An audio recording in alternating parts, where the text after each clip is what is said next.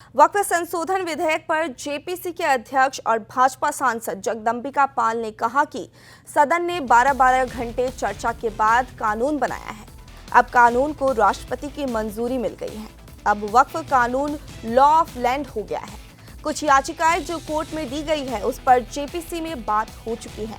वक्फ board कोई धार्मिक संस्थान नहीं है। वक्फ बोर्ड राज्य के अंदर वक्फ की संपत्ति की देखरेख करने वाली एक एक्ट के तहत बनाई हुई बॉडी है। इसका फैसला कई बार अलग अलग जगहों पर हो चुका है।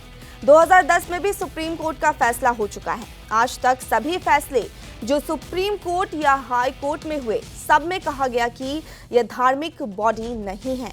ये कार्यकारिणी निकाय है जो एक तरीके से रखरखाव करती है।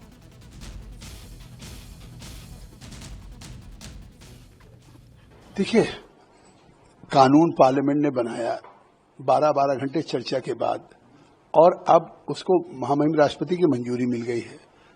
अब वक्फ कानून लॉ ऑफ द लैंड हो गया है, लेकिन उसके इंटरप्रिटेशन करने का अधिकार माननीय सर्वोच्च न्यायालय को हो। माननीय सर्वोच्च न्यायालय में कुछ याचिकाएं दाखिल किया था पिटिशनर्स ने कि साहब ये अनकॉन्स्टिट्यूशनल है, या हमारी धार्मिक स्वतंत्रता पे हस्तक्षेप करता है, या वक्फ बाय यूजर खत्म होने पर हमारी मस्जिदें चली जाएंगी, या इसमें डीएम की क्या भूमिका होगी, या वक्फ बोर्ड में नॉन मुस्लिम्स क्यों रखे जाएं।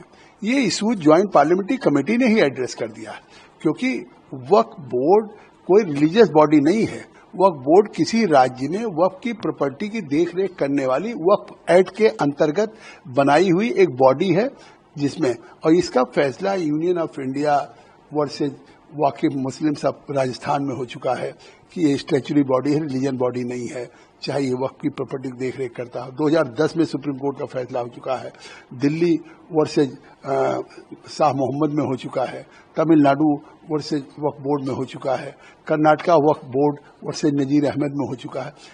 जब जब ये गए कि साहब वक्फ बोर्ड में हस्तक्षेप, रिलीजियस में हस्तक्षेप है, आज तक एक भी फैसला जो हुए हैं, चाहे सुप्रीम कोर्ट्स के हुए, हाई कोर्ट्स के हुए, वो सभी फैसला है कि नहीं, ये रिलीजियस बॉडी नहीं है, ये एग्जीक्यूटिव बॉडी है, स्टैच्यूटरी बॉडी है जो एक तरह से रखरखाव करती है।